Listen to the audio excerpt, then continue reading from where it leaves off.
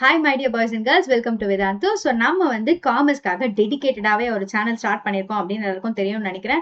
இது வரைக்கும் அப்படி நீங்கள் இது வந்து பார்க்கல, இதுதான் ஃபர்ஸ்ட் டைம் இந்த வீடியோவை பார்க்குறீங்க அப்படின்னா நம்ம ஸ்டேட் போர்ட் காமர்ஸ் சேனலில் வேதாந்துலேருந்து சப்ஸ்கிரைப் பண்ணிக்கோங்க. அண்ட் ஆல்சோ நீங்கள் டெலிகிராமில் இது வரைக்கும் ஜாயின் பண்ணாமல் இருக்கீங்க அப்படின்னா கண்டிப்பாக இந்த டெலிகிராம் சேனல் இந்த வீடியோக்கு கீழே ஒரு லிங்காக இருக்கும்பா, அதை வந்து ஜாயின் பண்ணிக்கோங்க. எதுக்காக நம்ம டெலிகிராமில் ஜாயின் பண்ணணும் அப்படின்னா அப்டேட்டட் நோட்ஸ் நம்மளுக்கு கிடைச்சிக்கிட்டே இருக்கும். எக்ஸாம் டைமில் நம்மளுக்கு ஸ்டடி பிளான்ஸ், நம்ம ஏதாவது ஒரு வீடியோஸ் போடுறோம், ஷார்ட்ஸ் போடுறோம் அப்படின்னா உடனே நம்மளுக்கு இன்டிமேஷன் வந்துடும். அண்ட் ஆல்சோ அதுல நம்ம குவிஸஸும் பிராக்டிஸ் பண்ணுவோம். சரியா? Okay, right. And now we are moving to the next part of the economics. 12th standard economicsல நம்ம வந்து பார்த்துட்டு இருக்கோம். அதுல ஃபர்ஸ்ட் சாப்டர்ல பார்ட் சில வந்து 2 questions கம்ப்ளீட் பண்ணியிருந்தோம் லாஸ்ட் வீடியோல. அண்ட் இது வந்து அதோட பார்ட் 2. நம்மளோட சாப்டர் 1ஓட பார்ட் 2 இது. அதுல பார்ட் சில 3rd question பார்க்குறோம். ஓகே, நான் முன்னாடியே சொன்ன மாதிரி கேபிட்டலிசம், சோசியலிசம், மிக்சடிசம் இது மூணுலையுமே features and merits and demerits எல்லாத்துக்குமே ஒரு 3 பாயிண்ட்ஸ் வந்து ரெடியா வச்சுக்கோங்க. எதெல்லாம் நீங்க ஈஸின்னு ஃபீல் பண்றீங்களோ அந்த பாயிண்ட்ஸ் எல்லாம் நீங்க படிச்சு வச்சுக்கலாம். ஓகேயா? கொஸ்டின் குள்ள போலாம். அண்ட் நவ் கேபிட்டலிசமோட மேஜர் மெரிட்ஸ் என்ன அப்படிங்கறத நம்ம படிக்க போறோம். ஓகே, கேபிட்டலிசம்ல yes I think we saw this. அடுத்தது லாஸ்ட் வீடியோல இதை நம்ம பார்த்துட்டோம். டிமெரிட்ஸ் ஆஃப் சோசியலிசம் பார்க்க போறோம். சோசியலிசம்ல என்ன டிமெரிட்ஸ் இருக்க போகுது? சோசியலிசம் அப்படின்னா நீங்க உடனே இந்த டிமெரிட்ஸ் படிக்கிறதுக்கு முன்னாடி உங்களுக்கு என்ன ஞாபகம் வரணும்னா சோசியலிசம் அப்படிங்கிற கான்செப்ட் ஃபர்ஸ்ட் என்னது அப்படிங்கிறது ஞாபகம் வரணும். எஸ், உங்களுக்கு ஞாபகம் இருக்கும்னு நினைக்கிறேன். கேபிட்டலிசம் அப்படிங்கிறது free economy, that is laissez faire economy அப்படின்னு சொல்லுவோம். பிரைவேட் ஓனர்ஷிப் வந்து ரொம்ப ஜாஸ்தியா இருந்தது. டாமினன்ஸ் வந்து பிரைவேட் பீப்புளோட டாமினன்ஸ் அதிகமா இருக்கும் அப்படின்னு பார்த்தோம். And the role of government is very minimal in capitalism அப்படின்னு பார்த்தோம். அப்ப சோசியலிசம் என்னது? அதுக்கு அப்படியே ஆப்போசிட்ல இருக்கும். தட் இஸ் இங்க வந்து பப்ளிக் தான் எல்லாமே, அதாவது கவர்மெண்ட் வைக்கிறது தான் சட்டம் அப்படிங்கிற மாதிரி கவர்மெண்டோட ஆதிக்கம், இன்டர்வென்ஷன் வந்து ரொம்ப ஜாஸ்தியா இருக்கும். அந்த கான்செப்ட் தான் சோசியலிசம் அப்படின்னு சொல்றோம். சரி, இப்ப அந்த மாதிரி இருக்கிறதுனால என்னெல்லாம் டிமெரிட்ஸ் இருக்கு அப்படின்னு சொல்லி பாத்தீங்கன்னா ரெட்டெப்சம் அண்ட் பியூரோக்ரசி. ஓகே, இப்போ ஒரு இடத்துல வந்து கவர்மெண்ட் தான் ரொம்ப டாமினண்டா இருக்காங்கன்னு வச்சுக்கோங்களேன். அப்ப கவர்மெண்ட் சொல்றதுதான் மக்கள் கேட்கணும் அப்படின்னா ஆட்சியும் அதிகாரமும் ஒரே ஒருத்தர் கையில இருக்கிறதுனால அது வந்து ரொம்ப டாமினன்ஸா இருக்கும். இன்னொன்னு, நம்ம வந்து ஒரு ப்ராசஸ் பண்ணணும் அப்படின்னாலே நிறைய டேபிள்ஸ் தாண்டி போற மாதிரி இருக்கும். சரி, இப்போ வந்து நீங்க ஒரு பப்ளிக்கா இருக்கீங்க, உங்களுக்கு வந்து ஒரு ஏதோ ஒரு சர்டிபிகேட் ஒன்று தேவைப்படுதுன்னு வச்சுக்கோங்க. லைக் வாட், அந்த பர்த் சர்டிபிகேட், கேஸ்ட் சர்டிபிகேட், இல்ல வந்து நம்ம ஒரு இடபிள்யூஎஸ் அப்படிங்கிற சர்டிபிகேட், இந்த மாதிரி கவர்மெண்ட் ரிலேட்டடான ஏதோ ஒரு சர்டிபிகேட் தேவைப்படுது, நோ மேரேஜ் சர்டிபிகேட், இந்த மாதிரி வாட் எவர் உங்களுக்கு தேவைப்படுதுன்னா நீங்க இப்ப என்ன பண்ணணும்? நேரா போலாம், வெப்சைட்ல அப்ளை பண்ணலாம். அது வந்து அவங்க பார்த்துட்டு அப்ரூவலா ரிஜெக்டடான்னு சொல்லுவாங்க. அதுக்கப்புறம் நம்ம கைக்கு வரும் வராது அப்படிங்கிறது இருக்கும். பட் இவங்க சொல்ற மாதிரி ஒரு சோசியலிசம் கான்செப்டா இருந்தது அப்படின்னா நம்மளால டைரக்டா போய் அப்ளை பண்ணி எல்லாம் வாங்க முடியாது. நம்ம நிறைய அபிஷியல்ஸ் தாண்டி போகணும். அவங்க கையில எல்லாம் சைனை வாங்கிட்டு மேல போகணும். அப்போ அது வந்து டேக்ஸ் நிறைய டைம். ஒரு சர்டிபிகேட் வேணும் அப்படின்னா it doesn't take you 2 to 3 days, it will take months more. ஏன் அப்படின்னா ஒரு ஃபைல் இன்னொரு டேபிள்ல இருந்து இன்னொரு டேபிள் போறதுக்கு நம்மளுக்கு நிறைய டைம் தேவைப்படும் அப்படின்னு சொல்லி சொல்றாங்க. அதுதான் வந்து ரெட்டெப்சம் அப்படிங்கிற கான்செப்ட். இது ஒன் ஆஃப் தி டிமெரிட் தான் கண்டிப்பா. ஏன்னா உடனே வேலைக்கு ஆகணும்னா ஆகாது. Absence of incentives.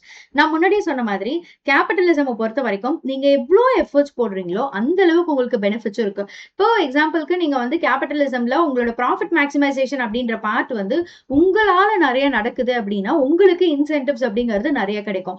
ஆனா சோசியலிசம் கான்செப்ட்ல சிம்பிளி நீங்க வந்து கவர்மெண்ட் ஆஃபீஸர்ஸ் எடுத்துக்கோங்களேன். இப்போ வி ஆர் பிளேசிங் ஆஸ் ஒரு 60,000 சேலரி இருக்கிற மாதிரி ஒரு கவர்மெண்ட் அஃபிஷியல் வந்து பிளேஸ் ஆகுறாரு. அவரும் வந்து சின்சியரா உழைக்கிறாரு அந்த டிபார்ட்மெண்ட்காக. அவரால் நிறைய வந்து தப்பு கண்டுபிடிச்சு அது சரியாகுது. அண்ட் அவரால் கவர்மெண்ட்டுக்கு நிறைய ரெவன்யூஸ் கிடைக்குது. இல்ல கவர்மெண்ட்ல வந்து இது வரைக்கும் நடந்த தப்பு இனிமே நடக்காம இருக்கும் அப்படின்ற மாதிரி கான்செப்ட் இருந்தாலுமே still he will get only 60,000.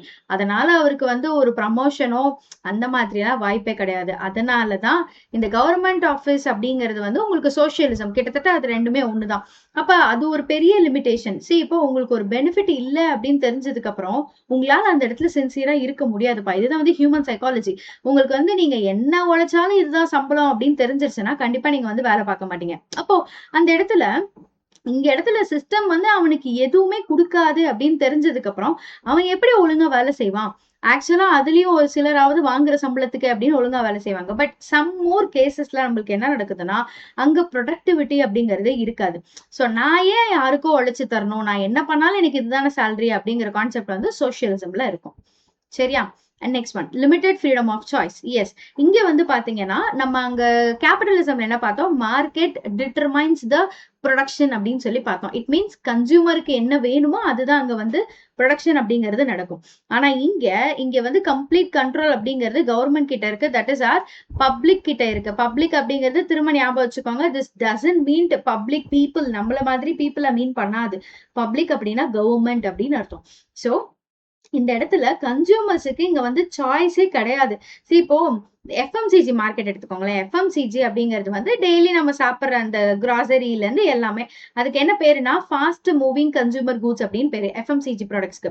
இதுதான் வந்து மார்க்கெட்டையே டாமினண்டா வச்சிருக்கோம் எப்பயுமே. Top FMCG brands in India அப்படின்னு சொல்லிட்டு நீங்க வந்து கூகுள்ல போட்டீங்கன்னா யூல் கெட் நியூமரியஸ் இன்ஃபர்மேஷன். நம்ம யூஸ் பண்ற ஒரு பொருளும் பிலாங்ஸ் டு ஹெச்யூஎல், அதாவது ஹிந்துஸ்தான் யூனிலிவர் லிமிடெட் தான். சரியா? இது வந்து உங்களுக்கு ஒரு ஆச்சரியத்தை கொடுக்கும். ஏன்னா நம்ம நினைச்சிட்டு இருப்போம், ஃபார் எக்ஸாம்பிள் இப்போ வந்து பெப்சோடன்ட் அண்ட் கோல்கேட் மாதிரியோ இல்ல வந்து 3 ரோசஸ் அண்ட் ரெட் ரெபல் மாதிரியோ இது எல்லாமே ஆப்போசிட் காம்படிட்டரோட கம்பெனி அப்படின்னு நம்ம நினைச்சிட்டு இருக்கோம். பட் இது எல்லாமே வந்து ஹிந்துஸ்தானை தான் சேரும். அந்த இடத்துல இப்ப எஃப்எம்சிஜி ப்ராடக்ட்ஸ் எடுத்துக்கோங்க. உங்களுக்கு வந்து கோல்கேட் பிடிக்கல அப்படின்னா நீங்க உடனே பெப்சோடன்ட்டுக்கு போயிடலாம். இல்ல எனக்கு அதுவும் பிடிக்கல அப்படின்னா ஏகப்பட்ட பிராண்ட்ஸ் இருக்கு. என்னது தன் காந்தி அப்படின்னு ஒரு பிராண்ட் இருக்கு, க்ளோஸ்அப் அப்படின்னு ஒரு பிராண்ட் இருக்கு, அப்புறம் வந்து என்னது கேபி நம்பூதிரிஸ் அப்படின்னு ஒரு பிராண்ட் இருக்கு. இந்த மாதிரி ஏகப்பட்ட பிராண்ட்ஸ்ல வந்து நம்மளுக்கு டூத் பேஸ்ட் அவைலபிளா இருக்கு.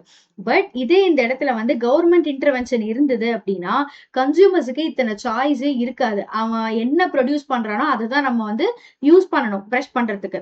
அதுதான் சொல்றாங்க, இந்த ஃப்ரீடம் ஆஃப் சாய்ஸ் அப்படிங்கிறது வந்து கன்சியூமர்ஸ்க்கு கிடைக்காது. பிகாஸ் சோசியலிசம் அப்படின்ற கான்செப்ட் இருந்ததுனா அப்படின்னு சொல்றாங்க. This is one of the limitation. And concentration of powers பா. State takes all the major decisions. உனக்கு அது பிடிக்குதோ இல்லையோ, மக்களுக்கு அது நல்லதோ இல்லையோ, பட் கவர்மெண்ட் தான் எல்லா டெசிஷனும் எடுப்பாங்க. அங்க வந்து பீப்புளுக்கு சாய்ஸே கிடையாது அப்படின்னு சொல்லி சொல்றாங்க. பிரைவேட் செக்டாருக்கு வந்து ஏதோ ஒரு டெசிஷன் பார்ட்ல கொஞ்சம் கூட வந்து பார்ட்டிசிபேஷன் அப்படிங்கிறது கிடைக்காது அப்படின்னு சொல்றாங்க. ஸோ ஸ்டேட் வந்து நிறைய பவர்ஸ் வச்சிருப்பாங்க. அண்ட் ஆப்வியஸா எங்க பவர் இருக்கோ அங்க மிஸ்யூஸ் ஆஃப் பவர் அப்படிங்கிறதும் கண்டிப்பா நடக்கும். ஸோ அதனால இப்ப கவர்மெண்ட்ல வந்து ஓவரா பவர் இருக்கு அப்படிங்கிற கான்செப்ட் தான் நம்ம சோசியலிசம் அப்படின்னு சொல்றோமா. அப்ப அந்த இடத்துல கவர்மெண்டால தவறும் நடக்கலாம், மிஸ்யூஸும் பண்ணலாம் அப்படின்னு சொல்லி சொல்றாங்க. ஓகே, இது வந்து 4 limitations of socialism. Red tapism and bureaucracy, absence of incentives, அடுத்தது லிமிடெட் ஃப்ரீடம் ஆஃப் சாய்ஸ் அப்படிங்கிறது பீப்புளுக்கு இருக்கும். கான்சென்ட்ரேஷன் ஆஃப் பவர் வந்து sometimes can lead to misuse of the power அப்படின்னு சொல்லி சொல்றாங்க. Okay, features of mixed economy. Yes, நம்ம ஆல்ரெடி சொன்ன மாதிரி கொஞ்சம் 3லையுமே எல்லாமே படிச்சு வச்சுக்கோங்க. எக்ஸாம் டைம்ல அது நமக்கு கொஞ்சம் யூஸ்ஃபுல்லா இருக்கும். Features of mixed economy. இப்போ வந்து அட்வான்டேஜோ டிஸ்அட்வான்டேஜோ அந்த மாதிரி கேட்கல. மிக்சட் எக்கானமில என்னெல்லாம் ஃபீச்சர்ஸ் இருக்கு அப்படின்னு சொல்லி கேட்டிருக்காங்க. Ownership of property and means of production. Okay, mixed அப்படின்னா நான் ஆல்ரெடி சொல்லிட்டேன், government and private or capitalism plus socialism, இது ரெண்டத்தையும் போட்டு கலக்குனீங்கன்னா மிக்சட் எக்கானமி கிடைச்சிரும். சரியா?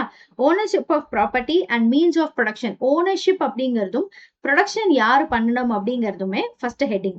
என்ன சொல்லியிருந்தோம், மிக்சட் அப்படின்னா ரெண்டுமே கலந்தது. அப்போ ப்ரொடக்ஷனா இருந்தாலும் சரி, ப்ராப்பர்ட்டியோட ஓனர்ஷிப்பும் சரி, ரெண்டு பேருமே ஹோல்ட் பண்ணிருப்பாங்க. Both private and public sector either ஈக்குவலா இருக்கலாம், இல்லைன்னா நெசசிட்டியை பொறுத்து ஒருத்தர் கம்மியாவோ ஒருத்தர் அதிகமாவோ வச்சிருந்திருக்கலாம். So this is one of the main feature அப்படின்னு சொல்றாங்க.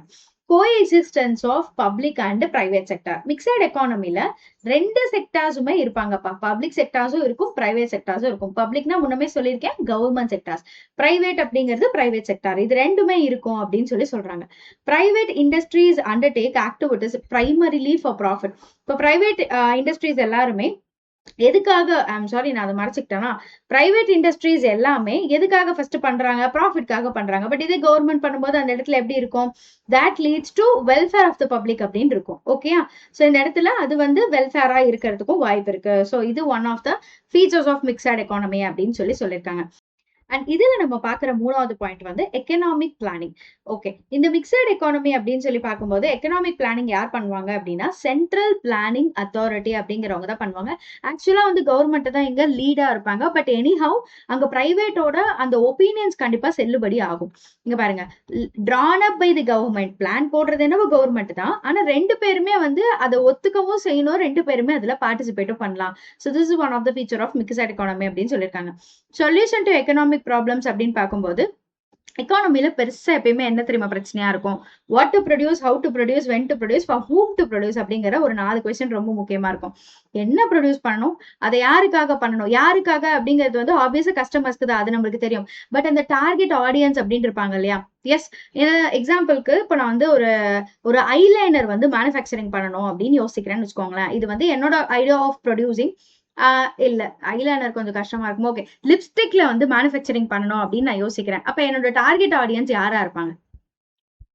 வயசானவங்களா இருப்பாங்களா? இல்ல. அதே மாதிரி ஒரு ஒரு 30ல இருந்து 40 ஏஜ் குரூப்ல இருக்கிற மென்னா இருப்பாங்களா? இல்ல. விமனா இருப்பாங்களா? ஆமா. அண்ட் அதுல ஆல் குரூப் ஆஃப் விமனா இருப்பாங்களா? எஸ், ஆமா. ஏன்னா இந்த ப்ராடக்ட்டை வச்சுதான் நான் ஒருத்தரோட டார்கெட் ஆடியன்ஸ் யாரு அப்படிங்கிறத பார்க்க முடியும். அதே மாதிரி இப்ப நான் ஒரு பென்சில் மேனுஃபேக்சரிங் பண்ணணும் அப்படின்னு பாக்குறேன். அப்ப என்னோட டார்கெட் ஆடியன்ஸ் யாரா இருப்பாங்க? ஸ்டூடெண்ட்ஸா இருப்பாங்க.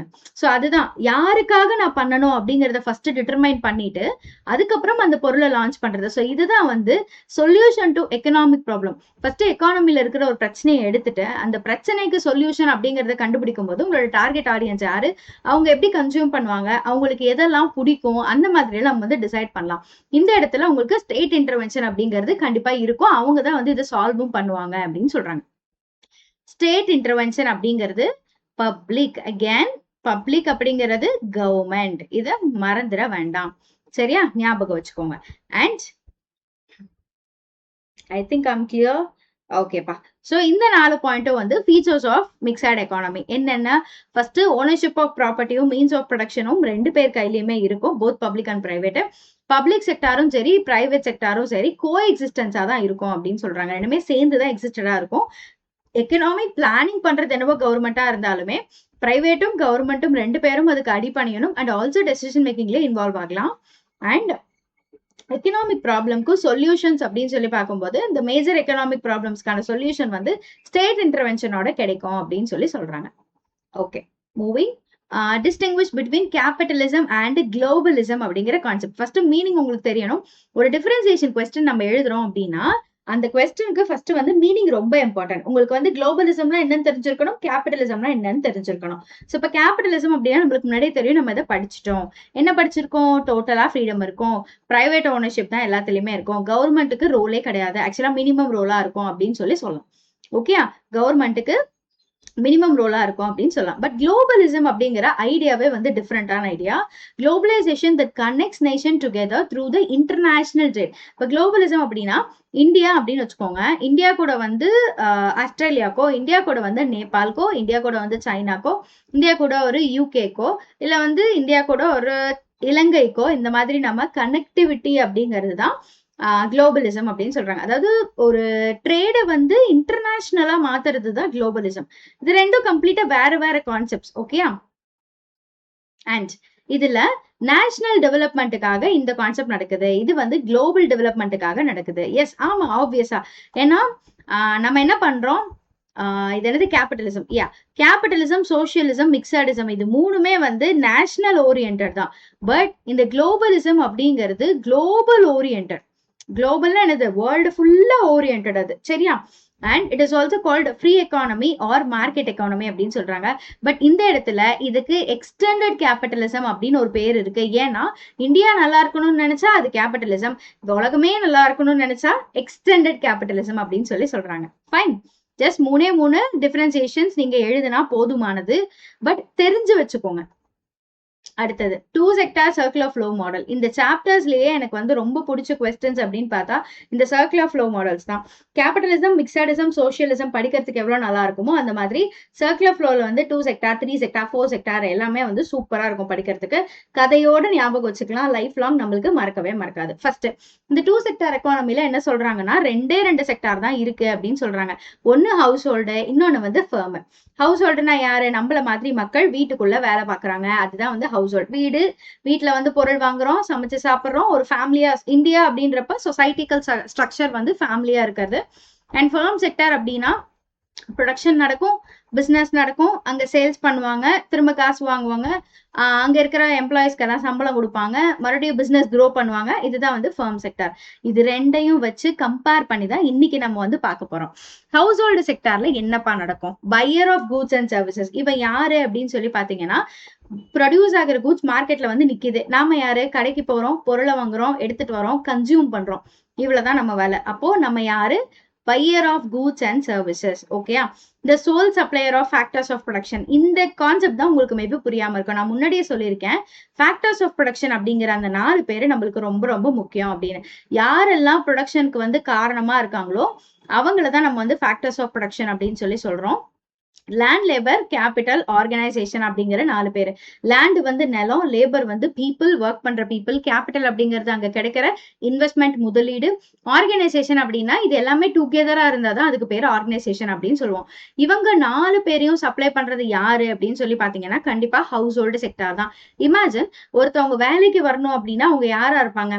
நம்மள மாதிரி கன்சூமரா தானே இருப்பாங்க. அப்போ ஹவுஸ் ஹோல்டு செக்டார்ல இருந்து தான் ஒரு ஃபேமிலியில இருந்து தான் வந்து பீப்புள் வேலைக்கு போறாங்க. It doesn't mean to be a family, but it can be a society. Society அப்படின்னு எடுத்துக்கிட்டீங்கன்னா ஒரு 100 பேர் இருக்காங்க. இங்க இருக்கிற 50 பேர் வந்து ஃபேக்டரிக்கு வேலைக்கு போவாங்க, அங்க போய் சம்பளம் வாங்குவாங்க, வாங்கிட்டு வர சம்பளத்தை வீட்டுக்கு எடுத்துட்டு வந்து அதை வச்சு செலவு பண்ணி மாச சம்பளத்துல வாழ்வாங்க. இதுதான் வந்து கான்செப்ட் இல்லையா? சொசைட்டியோட கான்செப்ட் இதுதான். அப்போ இந்த supplier of factors of production யாரு? சப்ளையர்னா சப்ளை பண்றது, சரியா? அந்த sole supply of factor of production யாரா இருக்காங்க? ஹவுஸ் ஹோல்டா தான் இருக்காங்க. ஏன்னா இங்க இருந்து தானே மக்கள் வந்து வேலைக்கு போறாங்க, இங்க இருந்து தான் பிசினஸ் பண்றதுக்கு லேண்டு கிடைக்கும், இங்க இருந்து தான் முதலீடும் கிடைக்குது அப்படிங்கறத சொல்றதுதான் sole supplier of factors of production அப்படின்னு சொல்றாங்க. And it spends its entire income on the purchase of goods and services that produced by the business sector. Imagine அந்த firmல வந்து என்ன ப்ரொடக்ஷன் பண்றாங்க அப்படின்னா, ஏதோ ஒரு நம்மளுக்கு தேவையான ஒரு கிராசரி மாதிரி இல்ல துணிக்கடை மாதிரி ஒண்ணு வச்சிருக்காங்கன்னு வச்சுக்கோங்க. ஃபர்ம்ல வந்து 2 வச்சிருக்காங்கப்பா. ஒண்ணு வந்து கிராசரி, இன்னொன்னு வந்து துணிக்கடை வச்சிருக்காங்க. அப்போ நாம என்ன பண்றோம்? மாச சம்பளம் ஃபுல்லா வாங்கிட்டு வரோம். நம்ம அந்த சம்பளத்தை கொண்டு போய் கிராசரி வாங்குறதுக்காகவும் துணி வாங்குறதுக்காகவும் ஸ்பெண்ட் பண்றோம் அப்படிங்கிற கான்செப்ட் தான் இங்க. It spends its entire income on the purchases of goods and services produced by the business sector. அந்த ஃபர்ம்ல இருந்து என்ன ப்ரொடியூஸ் பண்றாங்களோ அதை வாங்குறதுக்காகவே நம்ம வந்து இன்கம் செலவு பண்றோம் அப்படின்னு சொல்லி சொல்றாங்க.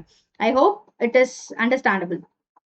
அடுத்தது ஃபர்ம் யாரு? அவங்களோட ரெவென்யூ எப்படி கிடைக்குது அப்படின்னா அந்த கூட்ஸ் அண்ட் சர்வீசஸை விற்கிறது மூலியமா கிடைக்குது. நான் ப்ரொடியூஸ் பண்ணி வச்சிருக்கிற கூட்ஸ் அண்ட் சர்வீசஸ் விற்கிறது மூலியமா எனக்கு வந்து ஒரு இன்கம் கிடைக்குது. Revenue is nothing but a income. Sales பண்ணா நம்மளுக்கு கிடைக்கிறது, சரியா? அதை யாருக்கு விற்கிறாங்க அப்படின்னு பாத்தீங்கன்னா ஹவுஸ் ஹோல்டு செக்டாருக்கு தான் விற்கிறாங்க. ஹவுஸ் ஹோல்டு செக்டார் எதையுமே வாங்கல அப்படிங்கிறப்போ ஃபர்முக்கும் ப்ரொடியூஸ் பண்ற நெசசிட்டி அப்படிங்கிறது இருக்காது. It hires the factors of production. அங்க வந்து அவன் supplier of factors of production, இவன் வந்து hires the factors of production owned by the household sector. இந்த ஃபேக்டர்ஸ் ஆஃப் ப்ரொடக்ஷன் யார் கையில இருக்கு? Household sector. ஆனா நம்ம கையில தான் இருக்கு. The firm sector sells the entire output to the household. ஆக்சுவலா இந்த பிளான்ல இது ஒண்ணுதான் மிஸ்டேக்கா இருக்கும். இந்த 2 செக்டார் எக்கானமில இவங்களோட கான்செப்ட் என்ன அப்படின்னா, ஃபர்ம்ல ப்ரொடியூஸ் பண்ற எல்லாமே ஹவுஸ் ஹோல்டுல போய் வித்து போயிடும் அப்படிங்கிறது தான். அதாவது ஒரு கூட்ஸ் கூட மிச்சம் இல்லாம எல்லாமே வித்து போயிடும் அப்படின்னு சொல்றதுதான் இந்த கான்செப்ட். ஆக்சுவலா பிராக்டிக்கலா அது பாசிபிள் கிடையாது. பட் இதுதான் வந்து அந்த எக்கனாமிக் மாடலா இருக்கு. ஒன் ஆஃப் த எக்ஸாம்பிள் அது காட்டுறதுக்காக இந்த மாதிரி சொல்றாங்க. பட் அந்த மாதிரி ஒரு ஃபர்ம்ல எல்லாமே ப்ரொடியூஸ் ஆகி தீர்ந்தெல்லாம் போயிடாது. இங்க அப்படிதான் சொல்லுவாங்க, என்டையர் அவுட்புட்டை வந்து ஹவுஸ் ஹோல்டுக்கு விற்கிறோம் அப்படிங்கிற மாதிரி சொல்லுவாங்க. இதுதான் வந்து 2 செக்டார் எக்கானமி, சரியா? நல்லா ஞாபகம் வச்சுக்கணும். ஐ ஹோப் எவ்ரிபடி எல்லாருக்கும் இது புரியுதுன்னு நினைக்கிறேன். ஃபர்ம், ஹவுஸ் ஹோல்ட் அப்படின்னு 2 கான்செப்ட். இந்த ஃபர்ம்ல வந்து பாத்தீங்கன்னா ப்ரொடக்ஷன் நடக்கும். அவனோட ரெவென்யூ எப்படி கிடைக்குதுன்னா ஹவுஸ் ஹோல்டுக்கு விற்கிறது மூலியமா கிடைக்குது. ஹவுஸ் ஹோல்டு அப்படிங்கிறவங்க யாருன்னா வேலைக்கு போறவங்க, sole supplier of factors of production. இவங்க வந்து அவங்களோட என்டையர் இன்கம் கொண்டு போய் ஃபர்ம்ல கிடைக்கிற கூட்ஸ் அண்ட் சர்வீசஸை வாங்குறதுலயே ஸ்பெண்ட் பண்றாங்க அப்படிங்கிறது தான் concept. Okay, moving. Scope of macro economics பா. மேக்ரோ எக்கனாமிக்ஸ்ல நம்மளுக்கு என்னெல்லாம் ஸ்கோப் இருக்கு அப்படின்னு சொல்லி பாத்தீங்கன்னா, எஸ், எதுக்காகலாம் நம்ம வந்து மேக்ரோ எக்கனாமிக்ஸ் படிக்கிறோம் அப்படின்னு சொல்லி பாத்தீங்கன்னா, நேஷனல் இன்கம். ஃபர்ஸ்ட் விஷயம், நேஷனல் இன்கம் அப்படிங்கறத தெரிஞ்சுக்கிறதுக்காக நம்ம படிக்கிறோம். Measurement of national income and composition by sectors are the basic aspects of macro economic system. ஓகேயா? Yes, national income and its composition. Composition அப்படின்னா என்ன அர்த்தம்? அந்த நேஷனல் இன்கம் எப்படி வருது அப்படிங்கிறது தான் காம்போசிஷன் அப்படின்னு சொல்றோம். And 1 minute. அண்ட் இதுக்கப்புறமா the trends in national income. National இன்கம்ல என்னென்னலாம் ட்ரெண்ட்ஸ் இருக்கு அண்ட் அதோட composition provide a long term understanding of the growth process of the economy. Economy எக்கானமி எப்படி ரன் ஆகுது, அது எப்படியெல்லாம் ஃபியூச்சர்ல க்ரோத் ஆகும், இது எல்லாத்தையுமே நம்மளுக்கு தெரிஞ்சுக்கிறதுக்கு யூஸ்ஃபுல்லா இருக்கிற ஒரு விஷயம் வந்து நேஷனல் இன்கம். எப்படி தெரிஞ்சுக்க முடியும் அப்படின்னு பாத்தீங்கன்னா, இந்தியாவில் வந்து எடுத்துக்கிட்டோம். இப்போ 2025 அகாடமிக் இயருங்கிற 2025 ஃபினான்சியல் இயர் எடுத்துக்கிட்டோம் அப்படின்னா, அந்த ஃபினான்சியல் இயர் ஃபுல்லாவே எப்படி ஒரு நேஷனல் இன்கம் எவ்வளவு இருந்திருக்கு, இந்தியா ஃபுல்லா இருக்கிற மக்கள் வந்து எவ்வளவு சம்பாதிச்சிருக்காங்க அப்படிங்கறத நீங்க பாத்தீங்கன்னாலே உங்களுக்கு தெரியும் நம்ம எக்கானமி போன வருஷத்தை விட டெவலப் ஆயிருக்கா இல்ல இன்னும் கொஞ்சம் இறங்கிட்டு வருதா அப்படிங்கறதெல்லாம் நம்மளுக்கு தெரியும். One of the scope. அடுத்த ஸ்கோப் வந்து இன்ஃபிளேஷன். இந்த இன்ஃபிளேஷன் நான் சொன்ன மாதிரி நம்ம 2 மார்க்ல படிச்சோம் இல்லையா, அதை அப்படியே எடுத்துதான் இதுல போட்டிருக்கேன், ஈஸியா இருக்கும் அப்படின்னு படிக்கிறதுக்காக. இன்ஃபிளேஷன் ஆல்ரெடி சொன்ன மாதிரி steady increase in general price level அப்படிங்கிறது தான் இன்ஃபிளேஷன். இதை எப்படி நம்ம கண்டுபிடிக்கணும்னா, ஹோல்சேல் பிரைஸ் இண்டெக்ஸோ இல்ல கன்சூமர் பிரைஸ் இண்டெக்ஸ் மாதிரியான சில இண்டிகேட்டர்ஸை வச்சு கண்டுபிடிச்சிடலாம் அப்படின்னு சொல்லலாம். அண்ட் பிசினஸ் சைக்கிள் அப்படிங்கிறது என்ன அப்படின்னா, நீங்க படிச்சிருப்பீங்கன்னு நினைக்கிறேன். பிசினஸ் சைக்கிள் அப்படிங்கிறது ஒரு பிசினஸ் ஸ்டார்ட் பண்றோம். இப்போ புதுசா நான் ஒரு ஸ்டார்ட் அப் ஐடியா ஒன்று எடுத்துட்டு வரேன். என்னதுன்னா, ஜொமேட்டோ மாதிரி ஒரு ஸ்டார்ட் அப் ஐடியா. இப்போ ஜொமேட்டோ வந்து ஃபர்ஸ்ட் வந்தப்ப அதுவும் ஒரு ஸ்டார்ட் அப்பா தானே இருந்திருக்கும். எப்படின்னா, ஹோட்டல்ல இருந்து ஃபுட்டை வாங்கிட்டு போயிட்டு வீட்டுக்கு டெலிவரி பண்றது தான் வந்து இந்த start up idea. Start up அப்படிங்கிறது புது பிசினஸ் கிடையாது. ஸ்டார்ட் அப் அப்படிங்கிறது மார்க்கெட்லயே இல்லாத ஐடியாவை ஒருத்தன் எடுத்துட்டு வரானாதான் அதுதான் வந்து ஸ்டார்ட் அப். ஓகே, அது வந்து ஜொமேட்டோ மாதிரி இல்ல வந்து இப்போதைக்கு நம்மளுக்கு பிளிங்கிட் மாதிரி, பிக் பாஸ்கெட் மாதிரி அந்த ஐடியாஸ் எல்லாம் ஃபர்ஸ்ட் பண்ணதுதான் வந்து ஸ்டார்ட் அப். அதே கைண்ட்ல பிசினஸ் எடுத்துட்டு வர்றது வந்து ஸ்டார்ட் அப் கிடையாது. ஆல்ரெடி இருக்கிறத பிசினஸ் எடுத்துட்டு வர்றது ஸ்டார்ட் அப் கிடையாது, புது கம்பெனின்னு வேணா சொல்லிக்கலாம். அப்போ இப்போ ஒரு பிசினஸ்ல வந்து ஸ்டார்ட் அப் ஐடியா பண்ணும்போது, இப்போ ஜொமேட்டோ ஸ்டார்ட் பண்ணும்போது அவனுக்கு வந்து அது அவ்வளவு சேல்ஸ் இருந்திருக்குமா, அவ்வளவு ரெவென்யூ இருந்திருக்குமா அப்படின்னு பார்த்தா இல்ல. அப்ப அவன் என்ன ஸ்டேஜ்ல இருந்திருப்பான்? ஒரு நார்மலான க்ரோத் ஸ்டேஜ்ல இருந்திருப்பான். அதுக்கப்புறம் கொஞ்ச நாள் கழிச்சு பீக் ஸ்டேஜுக்கு போயிருப்பான். அந்த எக்கானமியோட பீக் ஸ்டேஜ் அப்படிங்கிறது தான் கம்ப்ளீட் க்ரோத் ஆனதுக்கு அப்புறம் ஒரு சக்சஸ் அப்படின்ற ஸ்டேஜ் வரும். அதுக்கப்புறமா அந்த பிசினஸ் காம்படிட்டர்ஸ் வரவோ இல்ல அவனுக்கு மேபி அந்த பிசினஸோட ஐடியாஸ் கொஞ்ச நாள் கழிச்சு அவுட் ஆஃப் ட்ரெண்ட் போனாலோ திடீர்னு அந்த சேல்ஸ் என்ன ஆகும்னா குறைய ஆரம்பிக்கும். அதுதான் வந்து அந்த டிப்ரெஷன் அப்படிங்கிற ஸ்டேஜ். அவ்வளவுதான், பிசினஸ் மூட போறோம் அப்படின்ற ஸ்டேஜ். அதுக்கப்புறமா மறுபடியும் ஒரு செகண்ட் ரவுண்ட் வரதுக்கான சான்சஸ் இருக்கு. என்ன, ஓகே, திரும்ப அந்த பிசினஸ்ல வந்து ஏதாவது மாடிஃபிகேஷன்ஸ் பண்றது, திரும்ப மார்க்கெட்டுக்கு எடுத்துட்டு வர்றது, இதுதான் வந்து அடுத்தது இருக்கிற அந்த ரெக்கவரி ஸ்டேஜ். சரியா? இந்த மாதிரி இருக்கிறது தான் நம்ம வந்து என்ன சொல்றோம் அப்படின்னா பிசினஸ் சைக்கிள் அப்படின்னு சொல்றோம். ஒரு பிசினஸும் இந்த மாதிரி ஒரு ஸ்டேஜுக்கு போயிட்டு தான் வரும். எல்லா பிசினஸுமே இந்த மாதிரி ஸ்டேஜுக்கு போயிட்டு தான் வரும். எந்த பிசினஸுமே ஸ்டார்ட் பண்ணதுல இருந்து அப்படியே சேல்ஸ்ல பூமாவே இருந்துட்டு இருக்காது, பல வருஷமாவும் பூமாவும் இருந்துட்டு இருக்காது. ஒரு கட்டத்துல அந்த சேல்ஸ் வந்து குறைய ஆரம்பிக்கும், டவுன் ஆக ஆரம்பிக்கும். அதுக்கப்புறம் அவங்க வந்து அதுல ஒரு மெஷர்மெண்ட்ஸ் பண்ணி ஒரு சில சேஞ்சஸ் எல்லாம் பண்ணி தான் அதை வந்து திரும்ப மார்க்கெட்டுக்கு எல்லாம் எடுத்துட்டு வருவாங்க. ஓகேயா? இந்த கான்செப்ட் தான் நம்ம வந்து பிசினஸ் சைக்கிள் அப்படின்னு சொல்றோம். எல்லா எக்கானமியும் பிசினஸ் சைக்கிள்ல வந்து பிளக்சுவேஷன்ஸ் ஃபேஸ் பண்ணுவாங்க. அண்ட் இந்த இடத்துல நம்ம வந்து நம்மளுக்கு கிடைச்சிருக்கிற எக்கனாமிக் வேரியபிள்ஸை வச்சு அதை கரெக்டா ரீட் பண்ண தெரிஞ்சிருக்கணும் அப்படின்னு சொல்றது வந்து நம்மளோட நெக்ஸ்ட் ஸ்கோப் அப்படின்னு சொல்றாங்க. அண்ட் அதுக்கப்புறம் ஐ திங்க் 5 பாயிண்ட் எழுதினாலே போதுமானது. பட் இருந்தாலும் நான் கொஞ்சம் சஜஸ்ட் பண்றது என்னன்னா, தெளிவா 6 பாயிண்ட் படிச்சு வச்சுக்கோங்க. நல்லா தெரியுற 5 பாயிண்ட் எழுதிட்டு வாங்க. எக்கனாமிக் க்ரோத் அப்படின்னு சொல்லி பாத்தீங்கன்னா, growth and development of economy கண்டிப்பா எதை பேஸ் பண்ணி இருக்கும்னா மேக்ரோ அனாலிசிஸ பேஸ் பண்ணி தான் இருக்கும். சரியா? ஒரு எக்கானமியோட க்ரோத் அப்படிங்கிறது கண்டிப்பா எடுத்தோடனே நம்ம மைக்ரோ வேரியபிள்ஸ் கிட்ட போக முடியாது, மேக்ரோ வேரியபிள்ஸ் கிட்ட தான் போகணும். ஏன்னா அந்த வேரியபிள்ஸ் தான் நம்மளுக்கு டீப்பன் அனாலிசிஸ் ஆஃப் எக்கானமி அப்படிங்கறத கொடுக்குது. அடுத்தது economic policies. Macro economics is significant for evolving suitable economic policies. Macro எக்கனாமிக்ஸை வச்சுதான் நீங்க வந்து பிளானே கரெக்டா பண்ண முடியும் அப்படின்னு சொல்றாங்க. ஏன் பிளானே அப்பதான் கரெக்டா பண்ண முடியும் அப்படின்னு பாத்தீங்கன்னா, மேக்ரோ எக்கனாமி அப்படிங்கிறது ஒரு எக்கனாமிக் ப்ராப்ளம் எடுத்துட்டு வந்து அது சூப்பரா அனாலிசிஸ் பண்ணுது. அப்ப அதை வச்சுதான் உங்களால அன்எம்ப்ளாய்மெண்ட் எப்படி இருக்குங்கிறது தெளிவா தெரிஞ்சாதான் அன்எம்ப்ளாய்மெண்ட் ரிலேட்டடா நம்மளால ஏதாவது ஒரு பாலிசிஸ் வந்து ஃப்ரேம் பண்ண முடியும். Economic policies are necessary to solve the basic problems அப்படின்னு சொல்லியிருக்காங்க, to overcome the obstacles and achieve growth. Basic problems என்னென்ன? Unemployment, food crisis, education crisis, இதெல்லாம் தான் basic problems of economy. I think we are clear. Scope of macro எக்கனாமிக்ஸ்ல national income first point, inflation, business cycle, economic growth and economic policies. சரியா? 5 points are there. Functioning of an economy based on its activity. ஒரு economy எப்படியெல்லாம் function ஆகுது அப்படிங்கறது வந்து அதோட ஆக்டிவிட்டியை வச்சு சொல்லுங்கப்பா அப்படின்னு சொல்லி கேட்டிருக்காங்க. ஓகே, ஃபர்ஸ்ட் ஒரு கொஸ்டின் கேக்குறாங்க அப்படின்னா அந்த கொஸ்டினோட மீனிங்க ஃபர்ஸ்ட் எழுதுங்க, அந்த வார்த்தையோட மீனிங் எழுதுங்க. அதுக்கப்புறம் அதோட மீதி டெஃபினேஷன்ஸ் இந்த மாதிரிலாம் நம்ம கொடுத்துக்கலாம். ஒரு எக்கானமி அப்படிங்கிறது எந்த இடத்துல எக்கனாமிக் ஆக்டிவிட்டி நடக்குதோ அதுதான் எக்கானமி. எக்கனாமிக் ஆக்டிவிட்டி அப்படிங்கிறது சிம்பிள், எந்த விஷயம் பண்ணா மணி அஃபெக்ட் ஆகுதோ அதுதான் எக்கனாமிக் ஆக்டிவிட்டி. மணி அஃபெக்ட் ஆகல அப்படின்னா அது நான் எக்கனாமிக் ஆக்டிவிட்டி, மறந்துட வேண்டாம். ஒரு எக்கனாமிக்கும் நிறைய கேரக்டர்ஸ் இருக்கும், அதோட ஃபங்க்ஷன்ஸும் வந்து சேஞ்ச் ஆகும். ஃபங்க்ஷனிங் ஆஃப் அன் எக்கானமி அப்படிங்கறத ஒரு இமேஜ் மூலியமா தெரிஞ்சுக்கலாம் அப்படின்னு சொல்லி சொல்றாங்க. இந்த இமேஜ் வந்து உங்க புக்ல இருக்கிற இமேஜ் தான். ஒரு எக்கானமியை பாருங்க, அதோட ஆக்டிவிட்டி வச்சு நீங்க பார்க்கும்போது ப்ரொடக்ஷன், கன்சம்ஷன் அப்படின்னு சொல்லிட்டு நம்ம ரெண்டா பிரிக்கலாம். எந்த எக்கானமிலையுமே மேஜரா இருக்கிற ஃபீச்சர்ஸ் வந்து இது ரெண்டு தான். ஒன்னு ப்ரொடக்ஷன், இன்னொன்னு கன்சம்ஷன்.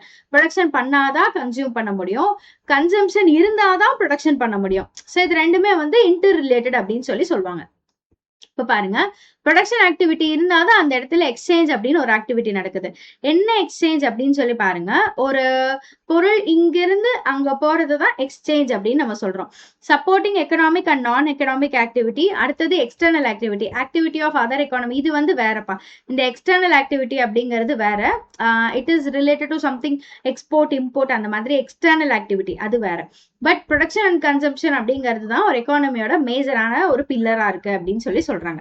இதை வந்து வேர்ட்ஸ் வச்சு நம்ம கொஞ்சம் புரிஞ்சுக்கலாம். இந்த பாயிண்ட்ஸ் 4-5 பாயிண்ட்ஸ் வச்சு தெளிவா புரிஞ்சுக்கலாம். ஒரு எக்கானமில ஃபண்டமெண்டல் ஆக்டிவிட்டி என்னவா இருக்கு அப்படின்னா ப்ரொடக்ஷன் அண்ட் கன்சம்ஷனா இருக்கு. First point. இந்த ஆக்டிவிட்டி ரெண்டுமே ஒண்ணு இல்லாம இன்னொன்னு இல்ல அப்படிங்கறத ஞாபகம் வச்சுக்கோங்க. இப்ப நம்ம ப்ரொடக்ஷன் பண்ணணும், பட் ஆடியன்ஸே இல்லாம அங்க எப்படி ப்ரொடக்ஷன் பண்ணுவீங்க? கன்சியூமர்ஸே இல்லாம அங்க ப்ரொடக்ஷன் பண்ண முடியாதுல்ல. சோ அதனால கன்சியூமர்ஸ் வந்து ரொம்ப தேவை. அதே மாதிரி கன்சியூமருக்கு ப்ரொடக்ஷன் வந்து ரொம்ப தேவை. எப்படி? ப்ரொடக்ஷனே இல்லாம இவன் என்னத்தை யூஸ் பண்ணுவான்?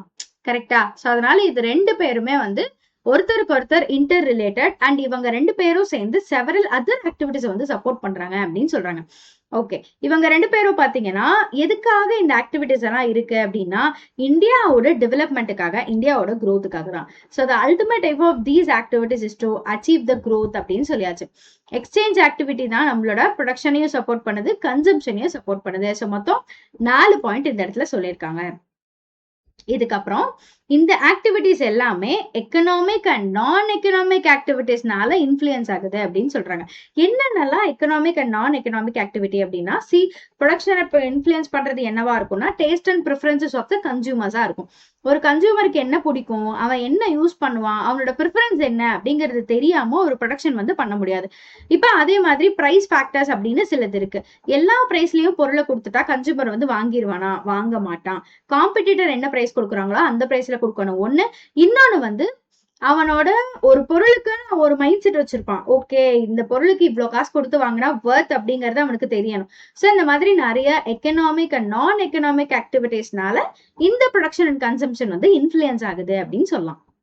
மேஜர் எக்கனாமிக் ஆக்டிவிட்டியில இன்னும் சில விஷயங்கள் இருக்கு. அந்த ப்ரொடக்ஷன் அண்ட் கன்சம்ஷனை தாண்டி இன்னும் சில விஷயங்கள் இருக்கு. அது என்ன அப்படின்னு சொல்லி பாத்தீங்கன்னா பேங்கிங், அட்வர்டைசிங், டிரான்ஸ்போர்டேஷன், பிளானிங், கவர்மெண்டோட பாலிசி அண்ட் அதர்ஸ் அப்படின்னு சொல்லியிருக்காங்க. இவங்க எல்லாம் என்னதான் அப்படி வந்து இம்பார்ட்டண்டா பண்றாங்க அப்படின்னா, பேங்கிங் கண்டிப்பா ஒரு எக்கனாமிக் ஆக்டிவிட்டி தான். ஏன்னா மணி ரிலேட்டடான விஷயம். அட்வர்டைசிங் ஒரு எக்கனாமிக் ஆக்டிவிட்டி தான். எப்படி அப்படின்னு சொல்லி பாத்தீங்கன்னா, அட்வர்டைசிங் பண்றதுனால ஒரு பிசினஸ் நல்லா க்ரோ ஆகுது அப்படிங்கிறப்ப கண்டிப்பா advertising is also and economic activity அப்படிங்கறத மறந்துடக்கூடாது. டிரான்ஸ்போர்டேஷன் அப்படிங்கிறது என்னதுன்னா, இப்போ ஒரு பிசினஸ் வளர்றதுக்கு யாரு காரணமா இருக்காங்க? கண்டிப்பா அந்த அந்த ஒரு பொருளை வந்து ஒரு இடத்துல இருந்து இன்னொரு இடத்துக்கு கொண்டு சேர்க்கறது டிரான்ஸ்போர்டேஷன் தான். அப்ப இதுவும் வந்து மணி ரிலேட்டடான இன்வால்மெண்ட். பிளானிங், இது கவர்மெண்ட் பிளானிங், கவர்மெண்டோட பாலிசி, இது எல்லாமே கம்ப்ளீட்டா மணி ரிலேட்டடா இருக்கிறதுனால இவங்க எல்லாருமே எக்கனாமிக் ஆக்டிவிட்டி அப்படின்ற கேட்டகரிக்குள்ள வந்துருவாங்க.